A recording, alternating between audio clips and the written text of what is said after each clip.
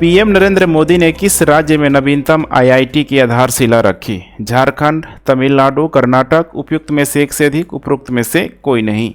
इसका करेक्ट उत्तर हो जाएगा सी, कर्नाटक में। प्रधानमंत्री नरेंद्र मोदी के द्वारा धारवाड़ के क्षेत्र में आईआईटी धारवाड़ की नींव रखी गई। साथ ही में प्रधानमंत्री नरेंद्र मोदी के द्वारा बेंगलुरु मैसूर एक्सप्रेसवे भी राष्ट्र को समर्पित किया गया। यहाँ पे आप देख पा रहे हैं बेंगलुरु मैसूर, यही ये पूरा एक एक्सप्रेसवे बना है। लगभग 6 से 10 लेन का पूरा एक एक्सप्रेसवे है। 119 किलोमीटर लंबा है। NH 275 पे इसका निर्माण किया गया है। इसके हम लोग टोटल अगर लागत की बात करें तो 8480 करोड़ रुपए इसकी टोटल लागत आई हुई है। तो यहाँ पे इसकी भी यहाँ पे ठीक है राष्ट्र को समर्पित किया गया है, बेंगलुरु मैसूर जो एक्सप्रेसवे है। और इसके साथ साथ कर्नाटक में धारवाड़ के क्षेत्रों में आईआईटी धारवाड़ की भी आधारशिला रखी गई है। रामचंद्र पौडेल किस देश के राष्ट्रपति चुने गए हैं? Nepal, Fiji, Mauritius. उपयुक्त में से एक से अधिक, उपरोक्त में से कोई नहीं। इसका करेक्ट उत्तर हो जाएगा यहाँ पे ए, नेपाल। रामचंद्र जो पौडेल हैं नेपाल के राष्ट्रपति चुने हैं, मतलब चुने गए हैं। उन्होंने अपने विपक्षी सुभाष चंद्र नेबमांग को पराजित किया। ध्यान रखिएगा नेपाल 2008 में, कभी कभी इस टाइप का प्रश्न पूछा जा सकता है, ठीक है। गणतंत्र कब बना? 2008 में नेपाल गणतंत्र बना। 2020 में उन्हें जापान की ओर से grand order of the rising sun से यहाँ पे सम्मानित भी किया। यहाँ पे मैं मेंशन कर देता हूँ यहाँ पे, ठीक है। Grand order of the order of the rising, ठीक है, सन से यहाँ पे सम्मानित भी किया गया। 2020 में सम्मानित किया गया जापान के द्वारा। किस मंत्रालय ने 3 सप्ताह का महिला नेतृत्व वाला स्वच्छता अभियान शुरू किया है? महिला एवं बाल विकास मंत्रालय, ग्रामीण विकास मंत्रालय, आवास और शहरी मामलों के मंत्रालय। उपयुक्त में से एक से अधिक, उपरोक्त में से कोई नहीं। इसका करेक्ट उत्तर हो जाएगा यहाँ पे सी, आवास और शहरी मामलों के मंत्रालय। आवास और शहरी मामलों के मंत्रालय हरदीप सिंह पुरी ने स्वच्छ भारत मिशन शहरी 2.0 के तहत 3 सप्ताह का महिला नेतृत्व वाला स्वच्छता अभियान शुरू किया। इसका उद्देश्य यही है कि स्वच्छता में महिलाओं के नेतृत्व वाली स्वच्छता में संक्रमण को पूरी तरीके से आइडेंटिफाई करना है, पहचान करना है। इसकी जो शुरुआत हुई थी 10 मार्च को और इसका जो समापन हुआ 30 मार्च को यहाँ पे किया गया। अंतर्राष्ट्रीय शून्य एक अपशिष्ट दिवस के रूप में 30 मार्च को यहाँ पे मनाया जाता है।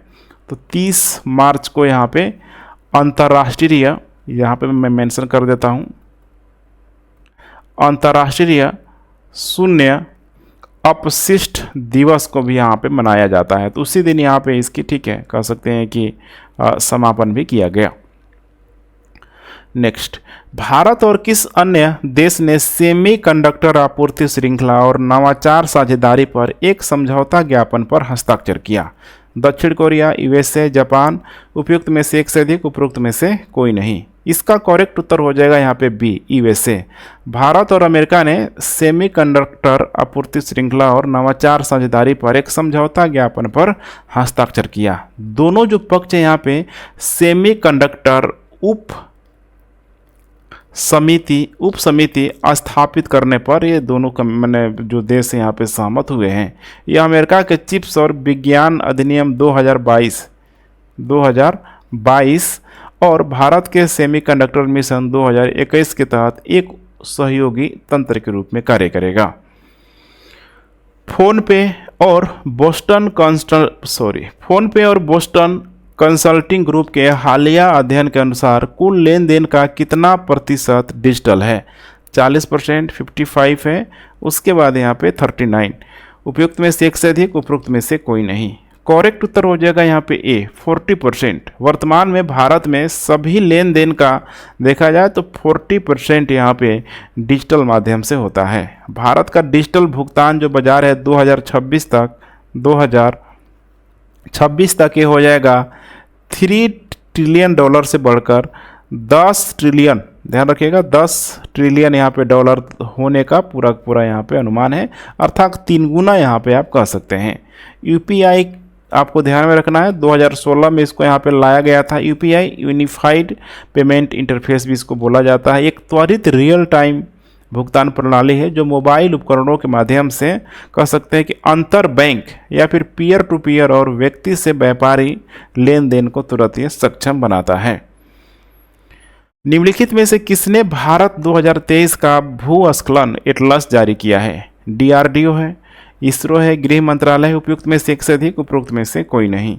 इसका करेक्ट उत्तर हो जाएगा यहाँ पे बी, इसरो के द्वारा। भारतीय अंतरिक्ष अनुसंधान संगठन इसरो के द्वारा यहाँ पे लैंडस्लाइड एटलस ऑफ इंडिया 2023 जारी किया गया है। इसे हैदराबाद स्थित रिमोट सेंसिंग सेंटर द्वारा यहाँ पे बनाया गया। ध्यान रखिएगा, हैदराबाद में स्थित रिमोट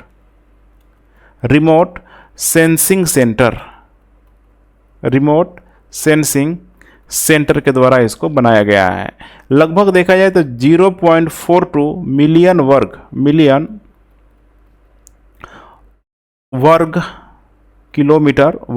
किलोमीटर मतलब कह सकते हैं कि कुल भूमि क्षेत्र का 12.6% भूस्खलन की चपेट में है। लैंडस्लाइडिंग, ठीक है।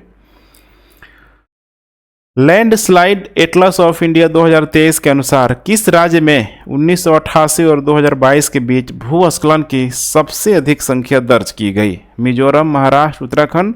उपयुक्त में से एक से अधिक, उपयुक्त में से कोई नहीं। यहाँ पे आपको ध्यान में रखना है, ठीक है। देश में सर्वाधिक जो भूस्खलन जो प्रवण है, ठीक है, जो जिला की अगर हम लोग बात करें यहाँ पे तो हो जाएगा उत्तराखंड में, खासकर रुद्रप्रयाग और टिहरी गढ़वाल। यहाँ पे किसकी बात की जा रही है? जिला की जब बात करते हैं यहाँ पे तो उत्तराखंड में जो 2 स्थान है, जैसे कि नंबर 1 यहाँ पे हो जाएगा रुद्रप्रयाग और दूसरा यहाँ पे हो जाएगा टिहरी गढ़वाल, ठीक है, जिला का स्तर पे। लेकिन यहाँ पे पूछ क्या रहा है? यहाँ पे राज्य के स्तर पे यहाँ पे पूछा जा रहा है। तो अधिकतम जो भूस्खलन राज्य के स्तर पर 1988 और 2022 के जो बीच हुआ था सबसे अधिक, वो हुआ था यहाँ पे मिजोरम में। देखा जाए यहाँ पे तो 12,385 बार, आप इसी से अंदाज़ा लगा सकते हैं, ठीक है। उत्तराखंड में फिर सेकेंड में यहाँ पे नंबर आ जाता है, उत्तराखंड में लगभग 11,219 बार।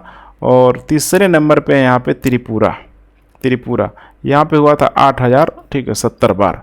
रिपोर्ट में हिमालय और पश्चिमी घाट के 17 राज्यों और 2 केंद्र शासित प्रदेशों में भूस्खलन संवेदनशील क्षेत्रों को भी यहाँ पे देखा गया। भारत में पहली बार किस संस्थान ने एक निजी कंपनी को जीन थेरेपी संबंधित तकनीक का उपयोग करने के लिए लाइसेंस दिया हुआ है? IIT Madras, IIT Kanpur, IIT Bombay. उपयुक्त में से एक से अधिक, उपयुक्त में से कोई नहीं। इसका करेक्ट उत्तर हो जाएगा यहाँ पे B, IIT Kanpur. IIT Kanpur में Reliance life science private limited को एक जीन थेरेपी तकनीक का यहाँ पे लाइसेंस यहाँ पे दिया गया है। ध्यान रखिएगा, आईआईटी कानपुर ने यहाँ पे दिया हुआ है, ठीक है। ये जो विकसित किया गया है जयधरन, ये नाम इंपोर्टेंट हो सकता है, जयधरन गिरिधर राव। और इसके साथ साथ है यहाँ पे एक और नाम है यहाँ पे शुभम मौर्य के द्वारा।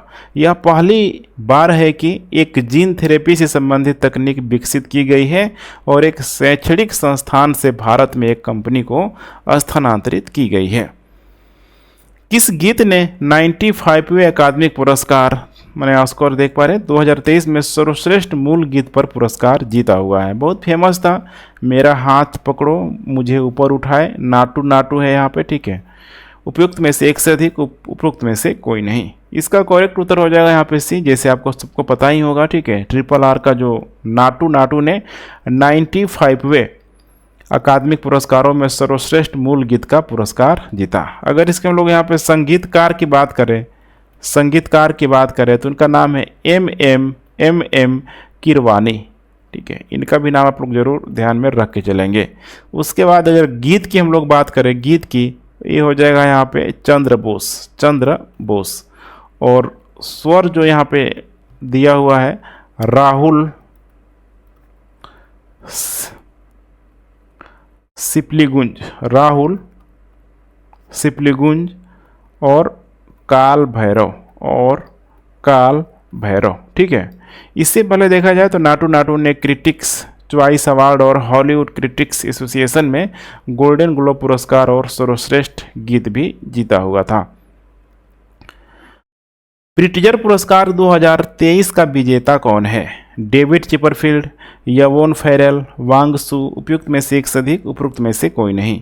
इसका करेक्ट उत्तर हो जाएगा यहाँ पे A, David Chipperfield. David Chipperfield British वास्तुकार और शहरी योजनाकार सर डेविड चिपरफील्ड 2023 के प्रिट्जर वास्तुकला पुरस्कार के विजेता हैं। उनका सबसे जो प्रसिद्ध पुनर्निर्माण कह सकते हैं कि the news museum, the news museum, जो कि बर्लिन में 2009 में यहाँ पे किया गया था। इसके अलावा वह आगरा में जो मुगल जो संग्रहालय है, जिसको अब नाम बदल के रख दिया गया है, अब छत्रपति शिवाजी महाराज संग्रहालय के नाम से भी जाना जाता है, ठीक है। इसके अलावा यहाँ पे नोएडा स्थित आर्किटेक्ट स्टूडियो आर्क होम के सौरव गुप्ता के साथ ही सहयोग भी यहाँ पे कर रहे हैं। तो ये इन्होंने बनाया हुआ है। और इसके साथ साथ ध्यान रखिएगा, नोएडा स्थित आर्किटेक्ट जो स्टूडियो आर्क होम के, ठीक है, सौरव गुप्ता के साथ भी ये सहयोग कर रहे हैं। विश्व का सबसे लंबा रेलवे प्लेटफॉर्म निम्नलिखित में से किस स्थान पर स्थित है? हुबली धारवाड़, गोरखपुर, खड़गपुर, उपरोक्त में से एक से अधिक, इनमें से कोई नहीं। इसका करेक्ट उत्तर हो जाएगा ए। ध्यान रखिएगा ए। अभी ये नया नाम आपको जानना होगा, हुबली धारवाड़ को, ठीक है। अगर इसकी बात किया जाए तो हाल ही में पीएम मोदी ने कर्नाटक के हुबली धारवाड़ में दुनिया के सबसे लंबे रेलवे प्लेटफॉर्म का उद्घाटन किया। इस रेलवे प्लेटफॉर्म का पहले जो नाम हुआ करता था हुबली रेलवे स्टेशन या फिर हुबली जंक्शन के नाम से भी इसको जाना जाता था, लेकिन अब इसका नाम बदल दिया गया है। नया नाम जो इसका रखा गया है यहाँ पे एक धार्मिक जगह के नाम पे यहाँ पे रखा गया है, ठीक है, धार्मिक स्थान के नाम पे, जिसका नाम है श्री सिद्धरुद्र स्वामी रेलवे स्टेशन। अगर इस रेलवे स्टेशन के जो प्लेटफॉर्म होता है उसकी टोटल लंबाई की बात करें तो 1507 मीटर के आसपास, लगभग देखा जाए तो 1.5 किलोमीटर सिर्फ और सिर्फ इसकी प्लेटफॉर्म की लंबाई है। इसको बनाने में जो लागत आई है 20 करोड़ रुपए के आसपास की लागत आई है। वंदे भारत एक्सप्रेस की पहली महिला लोको पायलट कौन बनी? कुमकुम सूरज डोंगरे, उदित वर्मा, सुरेखा यादव, उपरोक्त में से एक से अधिक, इनमें से कोई नहीं। इसका करेक्ट उत्तर हो जाएगा यहाँ पे सी, सुरेखा यादव।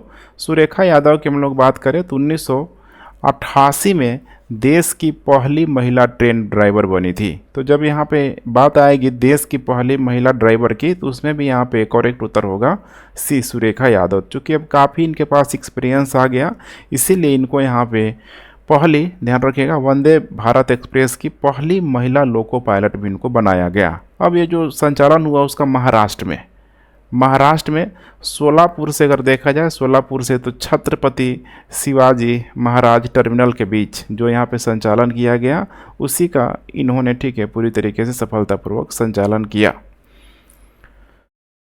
मार्च 2023 में यूएसए का निम्नलिखित में से कौन सा बैंक बंद हो गया? Silicon valley bank, signature bank of USA, trust bank, उपरोक्त में से एक से अधिक, इनमें से कोई नहीं। इसका करेक्ट उत्तर हो जाएगा यहाँ पे डी, उपरोक्त में से एक से अधिक। अब एक से अधिक में यहाँ पे, ठीक है, देखते हैं कौन कौन सा है। पहला हो जाएगा ये सिलिकॉन वैली बैंक, दूसरा हो जाएगा यहाँ पे सिग्नेचर बैंक ऑफ यूएसए।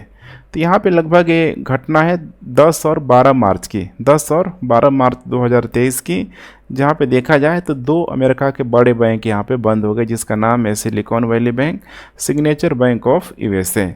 अगर पूरे अमेरिका के इतिहास में सबसे बड़ी बैंक विफलताओं को अगर ध्यान में देखा जाए तो 3 यहाँ पे बड़ी बैंक जो है यहाँ पे बंद हो गई। जैसे नंबर 1 है यहाँ पे वाशिंगटन म्यूचुअल जो कि सिएटल में है यहाँ पे, ठीक है, सिएटल वाशिंगटन में। यहाँ पे इसका देखा जाए, ठीक है, तो 2008 में बंद हुआ और इसकी जो टोटल जो संपत्ति थी 307 बिलियन डॉलर के आसपास, 307 बिलियन डॉलर के आसपास। वहीं अभी इस साल जो बंद हुआ है, जैसे कि नंबर 1 है यहाँ पे सिलिकॉन वैली बैंक, 2023 में जो बंद हुआ है, इसकी अगर टोटल संपत्ति की बात करें तो 209 बिलियन डॉलर के आसपास, 209 बिलियन डॉलर के आसपास। वहीं सिग्नेचर बैंक ऑफ यूएसए की बात करें तो इसकी संपत्ति है लगभग 118 बिलियन डॉलर, 118 बिलियन डॉलर के आसपास, ठीक है। किस देश ने सऊदी ईरानी समझौते में मध्यस्थ के रूप में अपना काम किया जो संभावित रूप से दोनों के बीच राजनयिक संबंधों की बहाली का कारण बन सकता है? भारत, चीन, अमेरिका, उपरोक्त में से एक से अधिक, इनमें से कोई नहीं। इसका करेक्ट उत्तर हो जाएगा यहाँ पे बी, चीन के द्वारा। ध्यान रखिएगा, चीन के द्वारा। ईरान में सऊदी राजनयिक पर देखा जाए तो 2016 में, आप लोगों को अगर ध्यान होगा, अगर आप इंटरनेशनल रिलेशन में ज़्यादा इंटरेस्ट रखते होंगे तो 2016 के हमले के बाद से 7 साल के लिए राजनयिक संबंध यहाँ पे निलंबित कर दिए गए थे। ठीक है, क्या बोलते हैं कि सऊदी अरब और यहाँ पे ईरान के बीच। ठीक है, चूँकि दोनों यहाँ पे देखा जाए तो शिया सुन्नी कंट्री के रूप में यहाँ पे मौजूद है, तो ये भी एक बहुत बड़ी समस्या का कारण हमेशा से बना ही बना है। तो 2016 से इनके बीच यहाँ पे संबंध टूट गया। अब इस संबंधों को बहाल करने के लिए मध्यस्थ के रूप में देखा जाए तो यहाँ पे चीन के द्वारा अच्छी खासी यहाँ पे भूमिका निभाई गई है। बीजिंग में 4 दिनों तक अघोषित वहाँ पे मीटिंग चला, बातचीत हुई। उसके बाद से फिर दोनों जो देश हैं यहाँ पे, ठीक है, अपने आपसी संबंधों को पुनः एक बार स्थापित करने पे यहाँ पे जोर दे रहे हैं, बल दे रहे हैं। तो करेक्ट उत्तर हो जाएगा यहाँ पे बी। किस दक्षिण अमेरिका देश ने 25 वर्षों में पहली बार महिलाओं के लिए सैन्य सेवा खोली? कोलंबिया, वेनेजुएला, पेरू, एक से अधिक, इनमें से कोई नहीं। इसका करेक्ट उत्तर हो जाएगा यहाँ पे कोलंबिया। कोलंबिया ने 25 वर्षों में पहली बार महिलाओं के लिए सैन्य सेवा शुरू कर दी है। फरवरी 2023 में कोलंबिया की सेना में 1296 महिलाओं के एक समूह को भर्ती किया गया है। कोलंबिया दक्षिण अमेरिका का एक जो देश है जो प्रशांत और अटलांटिक दोनों महासागरों में, ठीक है, खुलता है। यहाँ पे आप देख पा रहे हैं, यही है कोलंबिया। ठीक है, तो इस साइड देखेंगे यहाँ पे तो हो जाएगा अटलांटिक ओशियन, इस साइड देखने के लिए मिल जाएगा ये जो इलाका है पैसिफिक ओशियन। अगर इसके सीमावर्ती देशों की बात करें तो इधर हो जाएगा आपको वेनेजुएला, इधर हो जाएगा पूरा ब्राज़ील, ये वाला भाग है यहाँ पे पेरू, और इधर हो जाएगा इक्वाडोर। तो कई बार इसकी जो सीमाएं हैं, ठीक है, अक्सर चर्चा में हमने, ठीक है, देखा है। चर्चा में जो भी कंट्री रहता है पूछ लेता है। जैसे इस बार यूपीएससी के द्वारा ही यहाँ पे यूक्रेन की बाउंड्री को यहाँ पे पूछ लिया गया था। हिंदू विकास दर हाल ही में समाचार में देखा गया, यह निम्नलिखित में से किससे संबंधित है? महंगाई का दर, जीडीपी बढ़त, जनसंख्या वृद्धि, उपरोक्त में से एक से अधिक, इनमें से कोई नहीं। इसका करेक्ट उत्तर हो जाएगा यहाँ पे बी, जीडीपी बढ़त से इसका संबंध है। ध्यान रखिएगा, जीडीपी बढ़त से इसका संबंध है। ठीक है, अगर यहाँ पे इसकी बात किया जाए हिंदू विकास दर की, तो बहुत ही पुरानी शब्दावलियाँ हैं। लगभग देखा जाए भारतीय अर्थव्यवस्था की 1950 से 1980 के दशक में देखा जाए तो निम्न वृद्धि दर को यहाँ पे हिंदू वृद्धि कहा जाता है। हिंदुओं का भाग्यवाद में विश्वास और किसी भी चीज़ से करने की प्रवृत्ति में भारत की अर्थव्यवस्था में धीमी गति को, ध्यान रखिएगा, धीमी गति के लिए यहाँ पे इसको जिम्मेदार बनाया गया था। ठीक है, अभी हाल ही में यह चर्चा में क्यों आया है, तो भारतीय रिजर्व बैंक के जो पूर्व गवर्नर, काफ़ी फेमस गवर्नर रघुराम राजन को लगता है कि भारत की जो विकास, ध्यान रखिएगा, ठीक है, भारत की जो विकास की हिंदू दर के खतरनाक रूप से यहाँ पे करीब है। यहाँ पे मतलब निगेटिव हो रहा है। और यहाँ पे अभी एनएसओ या भी जो राष्ट्रीय सांख्यिकी कार्यालय के अनुसार दिसंबर 2022 को समाप्त तिमाही में भारत की जीडीपी जो बढ़ी हुई है ओनली यहाँ पे 4.4% की दर से बढ़ी हुई है। मार्च 2023 में आरबीआई ने कितने एनबीएफसी का पंजीकरण प्रमाणीकरण यहाँ पे रद्द कर दिया है? कितने एनबीएफसी को यहाँ पे बंद कर दिया है? ठीक है, रद्द कर दिया है। 28 है, 9 है, 70 है, उपरोक्त में से एक से अधिक, इनमें से कोई नहीं। करेक्ट उत्तर हो जाएगा यहाँ पे 17। ध्यान रखिएगा, 17। भारतीय रिजर्व बैंक ने 17 गैर बैंकिंग वित्तीय कंपनियों, जिसको यहाँ पे, ठीक है, एनबीएफसी भी यहाँ पे बोला जाता है, इसके पंजीकरण प्रमाणीकरण को यहाँ पे रद्द कर दिया है। यह भारतीय रिजर्व बैंक अधिनियम 1934 की जो यहाँ पे धारा है 45 IA, ध्यान रखिएगा, IA 6 के तहत यहाँ पे इसको यहाँ पे किया गया है। ऑस्कर विजेता वृत्तचित्र द एलिफेंटा विस्पर किस राष्ट्रीय उद्यान के हाथी लघु हो जाएगा यहाँ पे, ठीक है, जीवन पर आधारित है। यहाँ पे साफ साफ अभी बहुत चर्चा में था यहाँ पे, ठीक है, द एलिफेंट विस्पर, अर्थात जो, ठीक है, इसका जो कह सकते हैं कि ओरिजिन यहाँ पे कहाँ है, किस पार्क में है यहाँ पे। इसका देख पा रहे हैं मुदुमलाई राष्ट्रीय उद्यान है, काजीरंगा राष्ट्रीय उद्यान, बांधवगढ़ राष्ट्रीय उद्यान, उपरोक्त में से एक से अधिक, इनमें से कोई नहीं। इसका करेक्ट उत्तर हो जाएगा यहाँ पे ए, मुदुमलाई राष्ट्रीय उद्यान। ऑस्कर विजेता कह सकते हैं वृत्त चित्र द एलिफेंटा विस्पर की शूटिंग मुदुमलाई राष्ट्रीय उद्यान में यहाँ पे की गई थी। मुदुमलाई राष्ट्रीय उद्यान के बारे में अगर देखा जाए तो इसकी स्थापना 1990 में यहाँ पे की गई थी। अगर एग्जैक्ट यहाँ पे लोकेशन की बात की जाए तो नीलगिरी जो देखेंगे, ठीक है, जो लगभग कर्नाटक, केरला और तमिलनाडु के जंक्शन कह सकते हैं, तीनों सीमाओं से मिलती हैं, उसी जंक्शन के आसपास आपको देखने के लिए मिल जाएगा। तो यहाँ पे इस मैप को देखने का प्रयास कीजिए, यही है नीलगिरी का जो क्षेत्र है, इधर तमिलनाडु, इधर कर्नाटक, इस साइड यहाँ पे केरल, और बीच में यहाँ पे जो सीमा जो रेखा बना रहे हैं, यहीं पे देख पा रहे हैं यहाँ पे मुदुमलाई राष्ट्रीय उद्यान, जिसको यहाँ पे 1990 में मान्यता मिली थी। इससे अप्रैल 2007 में तमिलनाडु राज्य सरकार द्वारा बाघ अभयारण्य के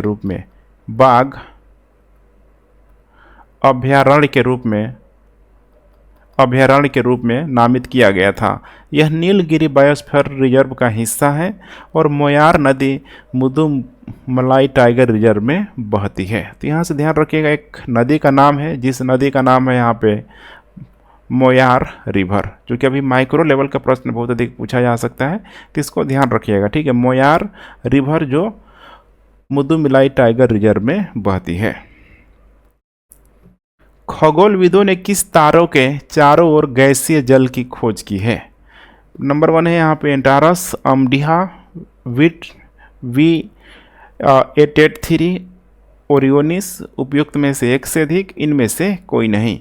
इसका करेक्ट उत्तर हो जाएगा यहाँ पे सी, ओरियोनिस, V883 ओरियोनिस। खगोलविदों ने तारे, ठीक है, जो V883 ओरियोनिस के चारों ओर ग्रह बनाने वाली डिस्क में गैसीय पानी की यहाँ पे खोज की है। उन्होंने खोज के लिए यहाँ पे अटकामा लार्ज मिलीमीटर सब मिलीमीटर एरे का यहाँ पे इस्तेमाल किया है, ALMA का। इसकी अगर बात किया जाए तो इसे आप एक अत्याधुनिक टेलीस्कोप के रूप में समझ सकते हैं, जो मिलीमीटर और सब्लिमीटर तरंग दैर्ध्य पर आकाशीय पिंडों का अध्ययन करता है। ये धूल के बादलों के माध्यम से प्रवेश कर सकता है एवं खगोलविदों को धूमिल और दूर के आकाशगंगाओं तक तारों की जांच करने में मदद करते हैं। यह इस विचार का समर्थन करता है कि पृथ्वी पर पानी देखा जाए तो सूर्य से भी क्या है, यहाँ पे पुराना है, सूर्य से भी यहाँ पे पुराना है। तो थ्योरी आपको ध्यान में रखना है, ठीक है, ALMA, ठीक है। मधुबनी पेंटिंग को किस वर्ष में GI टैग प्राप्त हुआ? 2005, 2017, 2021, उपरोक्त में से एक से अधिक, इनमें से कोई नहीं। इसका करेक्ट उत्तर हो जाएगा यहाँ पे ए, 2005 में। हालांकि देखिए ये तो बहुत पुराना प्रश्न है, 2005 में इसको GI टैग प्राप्त हुआ है। अभी हम लोग जान लेते हैं यहाँ पे चर्चा में यह क्यों है, चर्चा में क्यों है यहाँ पे, तो देखेंगे अभी। तो मधुबनी पेंटिंग में जो बिचौलिए का जो रोल है काफ़ी अधिक बढ़ गया है, और बिचौलिए का जब रोल यहाँ पे बढ़ गया है तो जो वह उसका जो बेनिफिट होता है, ध्यान रखिएगा, वे सारे जो बेनिफिट है रॉयल्टी के रूप में उन कलाकारों को यहाँ पे नहीं दिया जाता है जो उससे यहाँ पे जुड़े हुए हैं, बिचौलियों के द्वारा यहाँ पे रख लिया जाता है। अर्थात सीधा सीधा इसका मामला किससे है यहाँ पे, तो रॉयल्टी से यहाँ पे, ठीक है, वंचित कर दिया जाता है इन कलाकारों को। अब अभी हाल ही में पटना उच्च न्यायालय ने मधुबनी चित्रकारों की दुर्दशा का यहाँ पे संज्ञान लिया है, और जनहित याचिका जो यहाँ पे दायर किया गया था एक गैर लाभकारी संगठन, उसका नाम इम्पोर्टेंट हो जाता है यहाँ पे आत्मबोध। ध्यान रखिएगा, आत्मबोध जो कि एक गैर लाभकारी संगठन है, इसी के द्वारा यहाँ पे PIL यहाँ पे दायर किया गया था, जिसकी वजह से पटना हाई कोर्ट में हाल ही में सुनवाई हुई थी। हाल ही में किस देश में दुनिया का पहला 200 मीटर लंबा बैम्बू क्रैश बैरियर लगाया गया है? USA, चीन, डेनमार्क, उपयुक्त में से एक से अधिक, उपरोक्त में से कोई नहीं। इसका करेक्ट उत्तर हो जाएगा उपरोक्त में से कोई नहीं। दुनिया का पहला 200 मीटर लंबा बांस क्रैश बैरियर महाराष्ट्र के वाड़ी वरोड़ा राजमार्ग पर स्थापित किया गया है। ध्यान रखिएगा, वाड़ी वरोड़ा राजमार्ग पर स्थापित किया गया है। कहाँ पे यहाँ पे किया गया है? यहाँ पे भारत पे यहाँ पे किया गया है, ठीक है, भारत के महाराष्ट्र में। इस्तेमाल की जाने वाले बांस की जो प्रजातियाँ हैं, जैसे कि कुछ प्रजातियों का नाम आप लोग ध्यान में रखना है, बम्बूसा, बाल्कोवा इसी को यहाँ पे क्रियोसेट तेल के साथ उपचारित किया गया और इसका पुनर्नवीकरण उच्च घनत्व पॉलीएथिलीन के साथ यहाँ पे लेपित कर दिया गया बांस के ऊपर यहाँ पे। अब यहाँ पे आप इस इमेज को देख सकते हैं, यहाँ पे इसी के ऊपर यहाँ पे पूरा ठीक है ये स्टील का जगह ले रहा है, पूरी तरीके से स्टील का विकल्प होगा और पर्यावरण के अनुकूल होगा। इसका जो परीक्षण देखा जाए तो नेशनल ऑटोमेटिव टेस्ट यहाँ पे ट्रैक्स इंदौर मध्य प्रदेश में किया गया। तो यहाँ पे लगभग इसकी जो लंबाई है करीब 200 मीटर लंबा है, 200 मीटर लंबा है bamboo crash barrier in India. हाल ही में अमित शाह ने किस शहर में सुरक्षित शहर परियोजना का शुभारंभ किया? कोलकाता, बेंगलुरु, चेन्नई, उपयुक्त में से एक से अधिक, उपरोक्त में से कोई नहीं। इसका करेक्ट उत्तर हो जाएगा यहाँ पे बी, ध्यान रखिएगा बी। अमित शाह ने बेंगलुरु में सुरक्षित शहर परियोजनाओं का शुभारंभ किया। अभी जो शुभारंभ किया गया इसका कुछ न कुछ उद्देश्य होगा, जैसे कि भविष्य की चुनौतियों का सामना करने के लिए पुलिस को यहाँ पे तकनीक से यहाँ पे लैस करना, पुलिस को टेक्नोलॉजी से पूरी तरीके से यहाँ पे क्या करना है, लैस करना है। इसे 8 शहरों में परीक्षण के आधार पर लागू किया जा रहा है। इसमें टोटल जो बजट आवंटन किया गया, जो खर्च किया जा रहा है 2840 करोड़ रुपए के आसपास। इसकी जो आधारशिला देखा जाए तो नवंबर 2022 में पीएम नरेंद्र मोदी ने पुलिसिंग आवश्यकताओं के लिए एवं भविष्य की तकनीक को अपनाने के लिए अमित शाह के नेतृत्व में एक उच्च शक्ति पुलिस प्रौद्योगिकी मिशन का गठन करने का आह्वान किया हुआ था। तमिलनाडु के एक व्यापारी शहरी शीतलन कार्यक्रम के विकास के लिए किस संगठन के साथ एक समझौता ज्ञापन पर हस्ताक्षर किया गया है? यूएनईपी है, यहाँ पे यूएनडीपी है, यूएनएफसीसीसी है, उपयुक्त में से एक से अधिक, उपरोक्त में से कोई नहीं। इसका करेक्ट उत्तर हो जाएगा यहाँ पे, ठीक है, यूनेप भी इसको बोला जाता है, यूनाइटेड नेशन इन्वायरमेंट प्रोग्राम, ठीक है, यूनाइटेड नेशन इन्वायरमेंट प्रोग्राम के रूप में आप इसे समझ सकते हैं। तमिलनाडु ने संयुक्त राष्ट्र पर्यावरण कार्यक्रम के साथ एक समझौता ज्ञापन पर हस्ताक्षर किया है। इसका जो उद्देश्य होगा, जलवायु परिवर्तन पर तमिलनाडु राज्य कार्य योजना के तहत उद्देश्यों को पूरा करने के लिए एक व्यापक शहरी शीतलन कार्यक्रम विकसित कर रहा है यहाँ पे, ठीक है, या फिर उस पर जोर दिया जा रहा है। इसका जो यहाँ पे क्रियान्वयन यहाँ पे किया जा रहा है, इम्प्लीमेंटेशन यहाँ पे जो किया जा रहा है, शहरी मामलों के राष्ट्रीय जो संस्थान है, शहरी मामलों के जो राष्ट्रीय संस्थान है और साथ में यहाँ पे डेनमार्क के विदेश मंत्रालय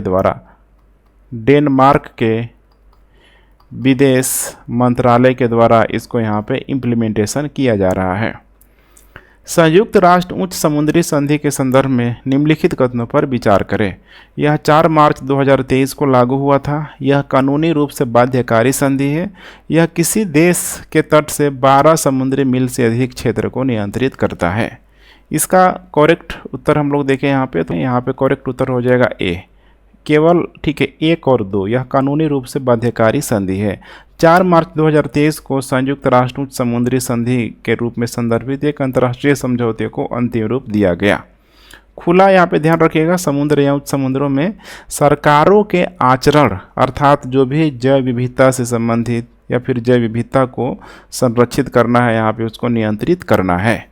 यह किसी देश के तट से 12 समुद्री मील से अधिक क्षेत्र को नियंत्रित करता है। यहाँ पे मैं बता दूँ, यहाँ पे एक होता है EEZ, एक्सक्लूसिव इकोनॉमिक जोन होता है, जो किसी देश के अंतर्राष्ट्रीय कानून द्वारा उनके तट से यहाँ पे लगभग देखा जाए तो 200 समुद्री मील अर्थात 370 किलोमीटर तक ये सीमित होता है। तो इसीलिए यहाँ पे 12 जो यहाँ पे दिया हुआ समुद्री मील से अधिक क्षेत्र को नियंत्रित करता है। पूर्णतः इसको यहाँ पे सही नहीं कहा जा सकता है, ठीक है।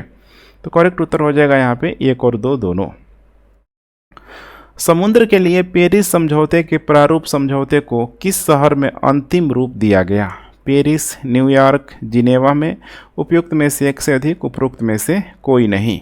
इसका करेक्ट उत्तर हो जाएगा यहाँ पे बी, ध्यान रखिएगा बी, ठीक है। न्यूयॉर्क में संयुक्त राष्ट्र उच्च समुद्र संधि को महासागर के लिए पेरिस समझौता भी यहाँ पे कहा जाता है। किसके लिए? समुद्र के लिए पेरिस समझौता।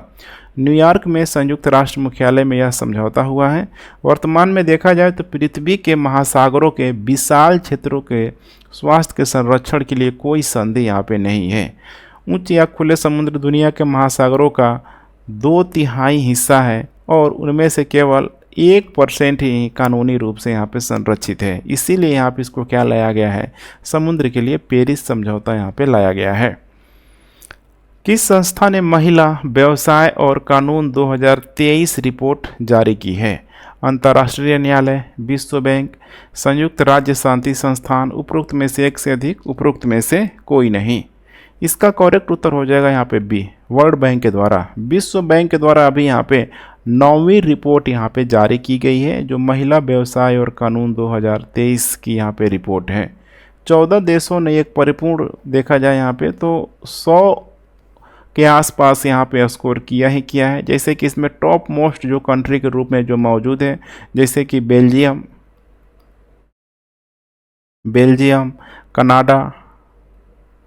कनाडा, इसके अलावा यहाँ पे हो जाएगा डेनमार्क, ध्यान रखिएगा डेनमार्क, ठीक है। किससे संबंधित? यहाँ पे महिला व्यवसाय और कानून 2023 में जो भी यहाँ पे टॉप मोस्ट कंट्री है। 1970 के बाद से वैश्विक औसत में लगभग देखा जाए तो 2/3 सुधार हुआ है, जो इम्प्रूवमेंट दिखा रहा है 45.8% से यहाँ पे बढ़ के कितना हो गया है? 77.1 के आसपास यहाँ पे हो गया है। ये अंक को यहाँ पे दर्शा रहा है। यह महिलाओं की आर्थिक भागीदारी के लिए बदलाव की पहचान करता है और अर्थव्यवस्था में भेदभाव जो भी कानून है यहाँ पे, ठीक है, या फिर भेदभाव कानून में सुधार को भी ये प्रोत्साहित करता है।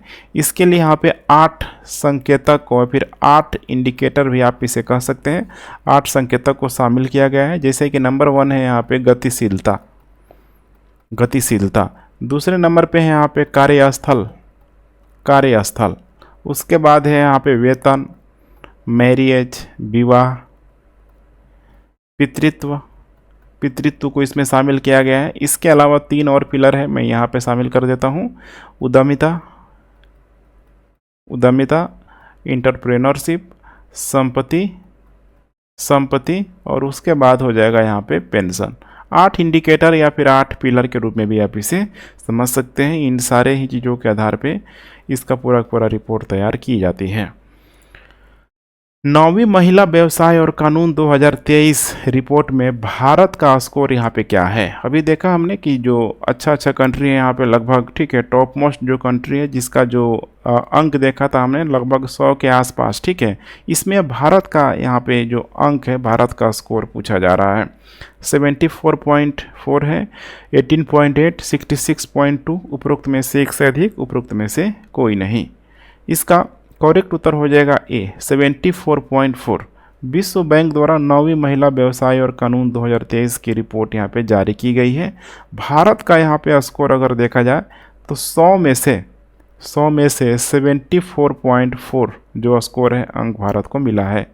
भारत का स्कोर पूरे दक्षिण एशिया में देखे गए क्षेत्रीय औसत से यहाँ पे देखा जाए तो 63.7 से यहाँ पे अधिक है। दक्षिण एरिया में अधिकतम जो अंक मिला है नेपाल को मिला है, 18.6 अंक यहाँ पे मिला हुआ है। किसको? नेपाल को यहाँ पे मिला हुआ है, ध्यान रखिएगा, नेपाल को मिला है। यहाँ पे नेपाल में महिलाओं को काफ़ी आज़ादी है। उसका सबसे बड़ा कारण है कि नेपाल में अभी भी महिलाओं को काफ़ी यहाँ पे सम्मान दिया जाता है, ठीक है। महिलाओं के अधिकारों को वहाँ पे, ठीक है, बहुत अधिक दबाने की कोशिश नहीं की जाती है। इसीलिए नेपाल को देखा जाए बहुत अधिक ये मातृसत्तात्मक देश की तरफ भी आपको झुका हुआ नजर आएगा। निम्नलिखित में से किसने डिजिटल लेन देन को बढ़ाने के लिए हर डिजिटल भुगतान लॉन्च किया है? वित्त मंत्रालय, नीति आयोग, आरबीआई, उपयुक्त में से एक से अधिक, उपरोक्त में से कोई नहीं। इसका करेक्ट उत्तर हो जाएगा यहाँ पे सी, आरबीआई के द्वारा। आरबीआई ने डिजिटल भुगतान जागरूकता सप्ताह के दौरान हर भुगतान डिजिटल मिशन यहाँ पे शुरू किया गया है। हर भुगतान डिजिटल मिशन शुरू किया है। इसकी अगर हम लोग थीम की बात करें, थीम काफ़ी इम्पोर्टेंट है। डिजिटल भुगतान अपनाओ, डिजिटल भुगतान अपनाओ और औरों को भी सिखाओ, औरों को भी सिखाओ। इसके अलावा देखा जाए तो डिजिटल भुगतान अपनाएं और दूसरों को भी सिखाएं, सिंपल सा मतलब है इसका। और इसका उद्देश्य क्या है? इसका उद्देश्य सिंपल है कि भारत में प्रत्येक व्यक्ति को डिजिटल भुगतान का उपयोगकर्ता बनाना है। BBC Indian sports women of the year 2022 से किसे सम्मानित किया गया है? मीराबाई चानू, विनेश फोगाट, पीवी सिंधु है। उपयुक्त में से एक से अधिक, उपरोक्त में से कोई नहीं। इसका करेक्ट उत्तर हो जाएगा यहाँ पे ए, मीराबाई चानू को। मीराबाई चानू ने 2022 का BBC Indian sports women of the year पुरस्कार जीता है। वह अगर इनकी यहाँ पे बात किया जाए कब फेमस हुई थी, जैसे कि टोक्यो जो ओलंपिक 2020 का जो हो रहा था, ठीक है, उसमें इनके द्वारा रजत जो पदक होता है, ठीक है, उसको यहाँ पे जीता गया था। इसके अलावा बात करें तो 2018 में मीराबाई चानू को राजीव गांधी खेल रत्न पुरस्कार से भी सम्मानित किया जा चुका है। ध्यान रखिएगा, 2018 में राजीव गांधी खेल रत्न पुरस्कार से सम्मानित किया जा चुका है। फॉस्बरी फ्लॉप शब्द निम्नलिखित में से किस खेल से जुड़ा है? लंबी कूद, ऊंची कूद, इसके अलावा यहाँ पे वेट लिफ्टिंग है, भारोत्तोलन। उपयुक्त में से एक से अधिक, उपरोक्त में से कोई नहीं। इसका करेक्ट उत्तर हो जाएगा यहाँ पे ऊंची कूद। ध्यान रखिएगा, ऊंची कूद। अमेरिकी एक जंपर है, ऊंची जंपर, जिनका नाम है, ठीक है, डिक फॉस्बरी। डिक फॉस्बरी, ठीक है, इन्हीं के नाम पे हैं डिक फॉस्बरी। कभी हाल ही में 76 वर्ष की आयु में इनका यहाँ पे निधन हो गया है। उन्होंने फॉस्बरी फ्लॉप के साथ ऊंची तकनीक में यहाँ पे क्रांति ला दी। यहाँ पे इसको देखने का प्रयास कीजिए, यही है फॉस्बरी फ्लॉप। यहाँ पे देख पा रहे हैं, यहाँ पे जो बार होता है, देख पा रहे हैं, जो डंडी होता है, ठीक है, यहीं पे जब जंप लगाना होता है तो पीठ को यहाँ पे पीछे की तरफ यहाँ पे किया जाता है। देख रहे हैं, यहाँ पे पीछे की ओर यहाँ पे किया जाता है। और माना जाता है कि इन्होंने 1968 में जब मेक्सिको में, ठीक है, मेक्सिको सिटी ओलंपिक में, ठीक है, जब ओलंपिक वहाँ पे चल रहा था तो स्वर्ण पदक जीतने के लिए अपने शरीर को इसी तरीके से उन्होंने झुका दिया। उसके बाद से एक ट्रेंड बन गया। आने वाले समय में जितने भी एथलीट यहाँ पे जो भी आए, ठीक है, पार्टिसिपेट करने के लिए, सब लोगों ने यहाँ पे इस तकनीक का सहारा लिया, जिसका नाम है यहाँ पे फॉस्बरी। ध्यान रखिएगा, फॉस्बरी फ्लॉप। तो अभी हाल ही में इनकी मृत्यु हुई है। इसके आप कह सकते हैं कि जन्मदाता के रूप में वही थे यहाँ पे, जिनका नाम है, ठीक है, जंपर डिक फॉस्बरी। ध्यान रखिएगा, उच्च जंपर डिक फॉस्बरी। तो इम्पोर्टेंट हो सकता है।